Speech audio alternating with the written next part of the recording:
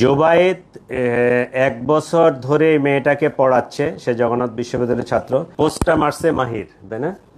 Post যেটা মারছে এটা মাহির, একটাই পোস্ট মারছে। এবং এই চাকুটা আইলান এবং মাহির দুইজনে মিলেই কিনছে, দুইজনেই ওখানে ছিল। আগে তো ছোট ছিল, ওই একজন আরেকজনকে চিনতো, জানতো, প্রতিবেশী। প্রেমের সম্পর্কটা 1.5 বছর ধরে। আপনারা জানেন গত 19/10/25 তারিখে আনুমানিক 4:30টায় জগন্নাথ বিশ্ববিদ্যালয় পরিসংখ্যান বিভাগের 19-20 শিক্ষাবর্ষের 15তম ব্যাচের ছাত্র জোবায়েদ হোসেন, তার বয়স অনুমান 25, বংশাল থানাধীন 31 নং ওয়ার্ডস্থ নূরবক্স লেনের 15 নং হোল্ডিংয়ের রোশন ভিলার সিঁড়িঘরের নিচে হত্যাকাণ্ডের শিকার হয়। এই জোবায়েদ বার্জিস সাবনাম বর্ষা নামে 18 বছরের একটা মেয়েকে প্রাইভেট পড়াতেন। প্রাইভেট পড়াতে গিয়ে এই টিচারের সাথে এই ছাত্রীর একটা প্রেমের সম্পর্ক গড়ে ওঠে। উল্লেখ্য যে এর আগেই এই বর্ষার সাথে মাহির নামে জনৈক আরেক ছেলের প্রেমের সম্পর্ক। এটা মাহির এবং সেই বর্ষা দুজনে মেনে নিতে পারে নাই। বর্ষার পরিকল্পনা অনুযায়ী জোবায়েদকে হত্যা করার তারা সিদ্ধান্ত নেয়। সেই সিদ্ধান্ত মোতাবেক তারা এই ঘটনার দিনে সে প্রাইভেট পড়াতে আসবে 4টার সময়, এই ইনফরমেশনটা পাস করে মাহির তার বন্ধু আইলান সহ তারা পরিকল্পনা মাফিক আগেই তাদের বাসার নিচে এই গলিতে অবস্থান করে।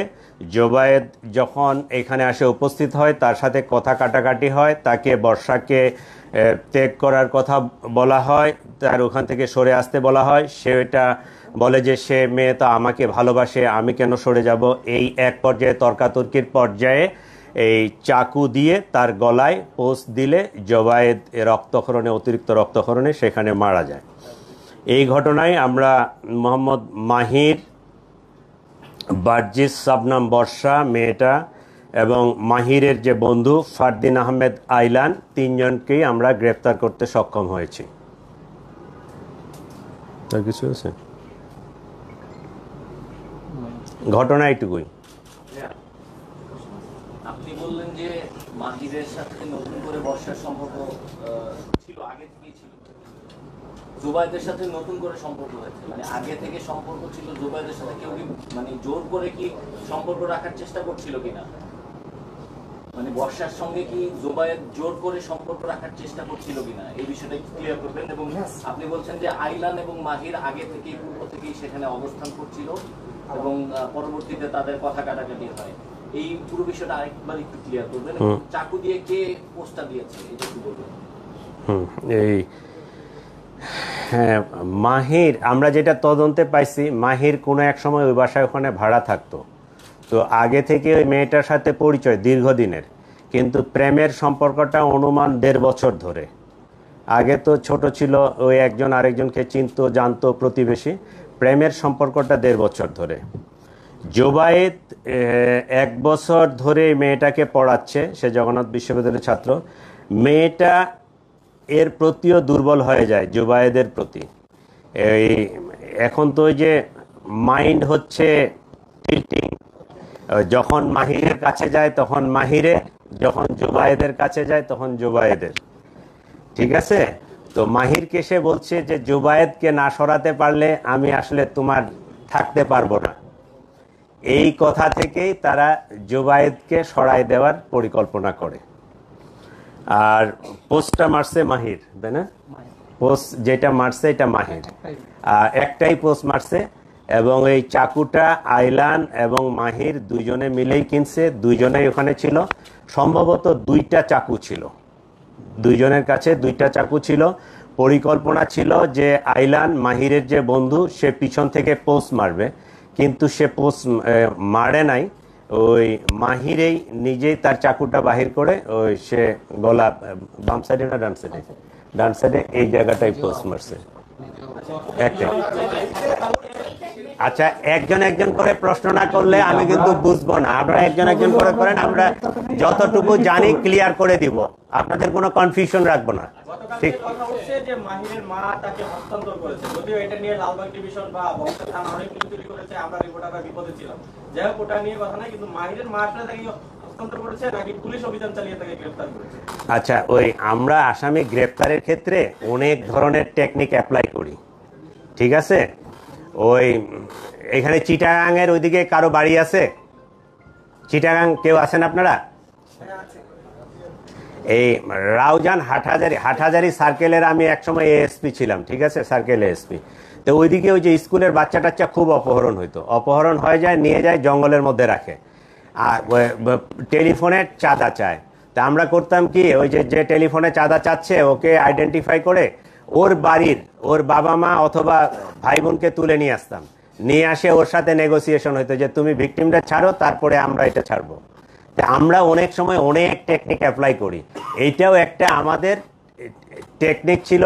তার ফ্যামিলির উপর ওই রকম চাপ ছিল যে ওরে আসে যদি আপনারা না দেন, আমাদের কাছে হস্তান্তর না করেন, তাহলে আমরা কিন্তু আপনাদের ফ্যামিলি মেম্বারদেরকে অ্যারেস্ট করব।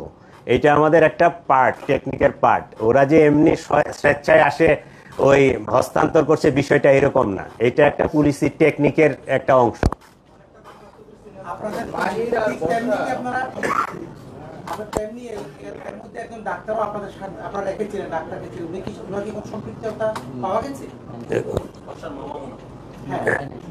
না না, পাই নাই, পাওয়া যায়নি। প্লিজ আপনারা ওই যে একজনকে প্রশ্ন করার সুযোগ দেন, প্রশ্ন শেষ হলে তারপরে আপনি করেন। হ্যাঁ প্লিজ। বর্ষা শুধু জানতো না, বর্ষা পরিকল্পনাকারী।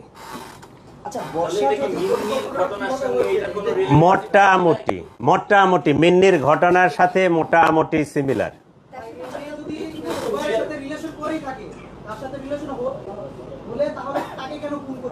এইটার জবাব তো আসলে আমি দিতে পারবো না, জবাবটা সেই দিতে পারবে। তা আমরা যেটা পাইছি সেটা হচ্ছে যে আসলে কম বয়স্ক তো, 18 বছর, সে মনে হয় ওই ডিসিশন নিতে পারতেছিল না।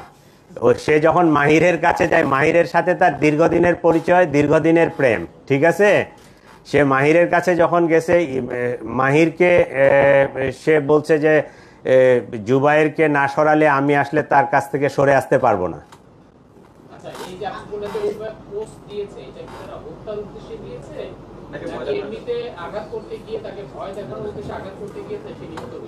আমরা ধরে নিব যে হত্যার উদ্দেশ্যেই দিছে। ও যদি আঘাত করার জন্য হয়তো তাহলে পায়ে হাতে অন্য কোনো জায়গায় দিতে পারতো, একটা ভয় দেখাইতে পারতো। যেহেতু গলায় পোস্টটা দিছে, এখানে কাটছে, সেটা আমরা ধরে নিব যে সে হত্যার উদ্দেশ্যে দিছে।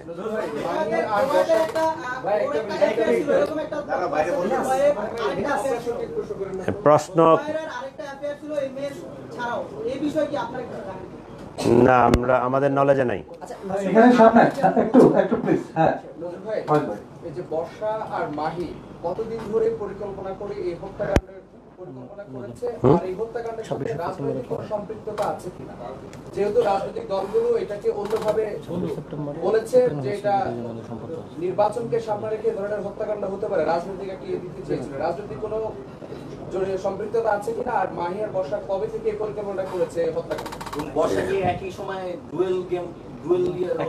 আচ্ছা, এইটা রাজনৈতিক কোনো বিষয় এখানে নাই। এইটা ত্রিভুজ প্রেমের কাহিনী, কমপ্লিটলি ত্রিভুজ প্রেমের কাহিনী। এটাকে রাজনৈতিক কালার দেওয়ার কোনো সুযোগ নাই, বা আমরা ওইদিকে তেমন কিছু পাইও নাই, ঠিক আছে? আর এই জিনিসটা ডিসক্লোজ হয়েছে সম্ভবত, মেয়েটা চালু, দুই দিকেই সে সম্পর্ক বজায় রাখছে। একটা পর্যায়ে মাহির বোধহয় এটা টের পাইছে, ও যখন চার্জ করছে, এটা কবে নাগাদ? 26শে সেপ্টেম্বরের পরে তাদের মধ্যে পরিকল্পনা আসে যে তাকে আমরা ওই সরাই দিবে। মেয়ের সঙ্গে কথা বলার পর বা ইনভেস্টিগেশন করার পরিকল্পনা কেন করবে? কি প্রশ্নটা আবার বলেন? কি জুবাইর থেকে সরে আসতে পারতো, জুবাইর হত্যা করার পরিকল্পনা কেন করতো? এটা কোনো ইনভেস্টিগেশন আসছে কিনা, বাকির উত্তর কি ছিল সবার বসে? আচ্ছা ঠিক আছে, একটু সহযোগিতা কামনা করছি আপনাদের। একটা প্রশ্ন তো শেষ হলে আর একটা প্রশ্ন করবো কাইন্ডলি। একটা হত্যাকাণ্ড হলে আমরা দেখছি যে আইন শৃঙ্খলা বাহিনীর নিরাপত্তা নিয়ে বা প্রশ্ন উঠে, আসলে কি আইন শৃঙ্খলা বাহিনী এখন আগের মতো একসময় দিতে পারছে না, না অন্য কোনো ধরনের ইয়ে আছে? নির্বাচনের সামনে রেখে ধরনের হত্যাকাণ্ড করতে করতে এইটা আমরা এটা মেনেই নিছি, কারণ কোনো একটা ঘটনা ঘটলে আপনারা আমাদের সমালোচনা করবেন, এটাই ভালো। কারণ সমালোচনা করলে আমরাও সতর্ক হব, আমরা আরেকটু অ্যাক্টিভলি কাজ করতে পারবো, আইন শৃঙ্খলা পরিস্থিতি ভালো রাখতে পারবো, এটা পজিটিভ, ঠিক আছে। কিন্তু ঢাকা শহর 2-2.5 কোটি মানুষ বসবাস করে, এখানে যে রিক্সা শ্রমিক থেকে শুরু করে ওই বিলিয়নার মিলিয়নার লোকজনও বসবাস করে, varieties of people, varieties mentality. Crime যে 2-4টা হবে না এইটা নিশ্চিত বলা যাবে না। পৃথিবীর সব বড় বড় শহর, নিউ ইয়র্ক বলেন বা অন্যান্য শহরগুলো দেখেন, ওদের ক্রাইম স্ট্যাটিস্টিক্স দেখেন আমাদের চেয়ে বেশি।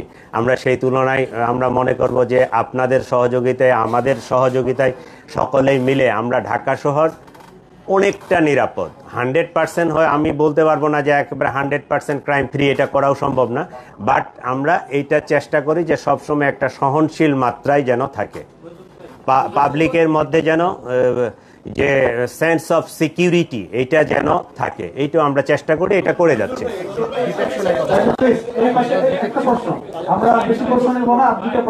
আচ্ছা,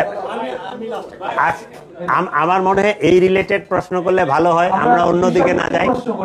এটা হচ্ছে যে আপনার মাহিরের যে দুর্বলতার কথা যেটা বলা হলো বর্ষা, কিন্তু আমরা জানতে পারলাম প্রতিবার থেকেও আসলে জুবাইর দিকে বর্ষাকে ক্লিয়ার যে কারণে আসলে বর্ষা আরো বেশি তৈরি হয় আসলে, তাহলে মাহিরকে না জুবাইরকে না সরালে তাহলে মাহিরকে সে কোনোভাবে পাবে, এটাই একটা কারণ আছে।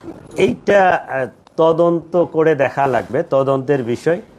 এখন পর্যন্ত আমরা ওই যে মোবাইলগুলো সিজ করা ছিল, মোবাইলের ওদের যে ফরেনসিক করে যে কনভারসেশন বা ওই মেসেজ, ওই যে জিনিসগুলো পেয়েছি, এখন পর্যন্ত আমরা এদেরকেই পাইছি, পরিবারের সদস্যদের ওইভাবে ইনভলভমেন্টটা এখনো আমরা পাই নাই।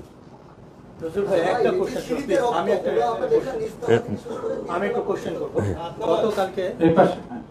গতকালকে জগন্নাথ বিশ্ববিদ্যালয়ের শিক্ষার্থীরা অভিযোগ তুলছে যে এই বংশাল থানায় এসআই নাকি সহযোগিতা করছে বর্ষাকে, সেই বিষয়ে তো আমরা জানতে চাচ্ছি। এই জিনিসটা আমারও নলেজে কালকে আসছে, এইটা এরকম হওয়ার সুযোগ নাই, কারণ আমার এসি, এডিসি, ডিসি তারা পার্সোনালি ইনভলভ। এইরকম একটা যখন ঘটনা ঘটে গেছে, আর জগন্নাথ ইউনিভার্সিটির ছাত্র, বিষয়টা অনেক সেন্সিটিভ।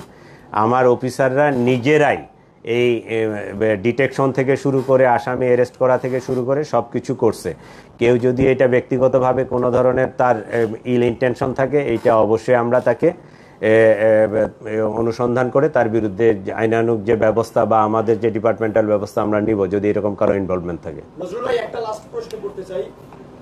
আপনাদের ভাষ্যমতে জুবাইরকে যখন ওই বাসার নিচে হত্যার উদ্দেশ্যে চাকু দিয়ে আঘাত করা হয়, এরপরে আমরা দেখেছি যে তার লাশটা মূলত হচ্ছে ওই বাসার 3rd ফ্লোরে পাওয়া যায়, সিঁড়ির উপরে। এটা নিয়ে আসলে জগন্নাথ বিশ্ববিদ্যালয় ছাত্র দলের এবং জগন্নাথ বিশ্ববিদ্যালয়ের গ্রুপ এবং সামাজিক যোগাযোগ মাধ্যমে আমরা একাধিক মন্তব্য দেখেছি যে আসলে এখানে কি ঘটনা ঘটেছে। সে বেশ কয়েকটি বাসায় আসলে নক করেছে, একটি বাসায় দরজা খোলার পরও সেই বাসার ভেতরে রক্ত ছিল, সেই রক্ত তারা মুছে দিয়েছে।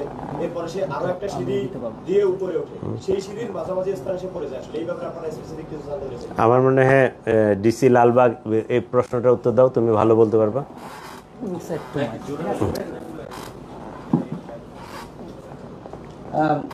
স্যার তো একটা কথা ক্লিয়ার করছে, বর্ষা প্ল্যান করছে এবং সেই জুবাইর যখন মারা যায় তখন বর্ষা উপস্থিত ছিল সেখানে। মানে শেষ কথা আমরা যেটা পাইছি তদন্তে, বর্ষাকে জুবাইর বলছে যে আমাকে বাঁচাও। এখন পর্যন্ত তদন্তে যখন পাইছে, বর্ষা বলছে তুমি না শুনলে আমি মাহিরের হব না, এই টাইপের একটা ইয়া ছিল। আর আমাদের তদন্তে যেটা উঠে আসছে, দোতলা থেকে সে বাঁচার জন্যই মূলত দৌড়াই গেছে। বাসাটা 5 তলায়, 3 তলায় বসার 3 তলায় সিঁড়ি গোড়া ছিল এবং সে পুরা নিচের ইয়েটা দেখছে। যে হত্যাকাণ্ড যে হয়েছে বর্ষা নিজে কনফার্ম হয়েছে। কনফার্ম হওয়ার পরে জুবায়ের দোতলায় বেল ছিল, কলিং বেল বাজানে দরজায় ধাক্কা দিচ্ছে, দরজাতে ধাক্কা যখন দিচ্ছে তার রক্ত দরজা দিয়ে গড়ায় এখানে নিচে পড়ছে। আর একটা ইন্টারেস্টিং ইয়ে হলো দোতলায় যিনি ছিলেন ওনার ওজন অনেক বেশি, আপনারা ইয়া করলে দেখবেন যে উনি অলমোস্ট 150 কেজি ওজনের এক ভদ্রলোক। উনি উঠে যখন দরজা খুলছেন, মানে অনেকক্ষণ সময় লাগছে, আমাদের তদন্তে এটা আসছে, উনি উঠে যখন দরজা খুলছেন ততক্ষণে মাহির 3 তলায় পৌঁছে গেছে। দোতলায় ধাক্কা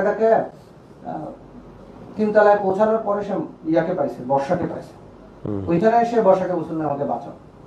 বর্ষা যেহেতু চাইছে যে জুবায়ের চলে যাক, সে আর কোনো হেল্প করে নাই, বলছে যে তখন ওইখানেই জুবায়ের পড়ে গেছে।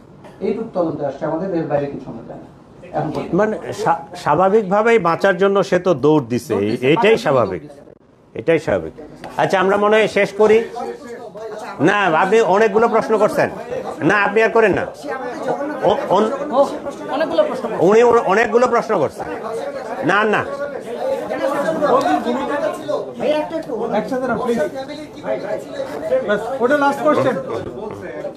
আপনি কি বলতেছেন? মানে বন্ধুর সাথেও লেনদেনের? কোন বন্ধুটা? এইটা আমরা ওইভাবে পাই নাই যে টাকা পয়সা, বাট তারা দুইজনেই বন্ধু এবং দুইজনেই আসছে কিলিং এর উদ্দেশ্যে, দুইজনের কাছেই 2টা চাকু ছিল। এইটা আমরা এখনো পাই নাই, আমরা পাইনি। ঠিক আছে, সবাইকে ধন্যবাদ। ধন্যবাদ ভাই, ভালো থাকেন।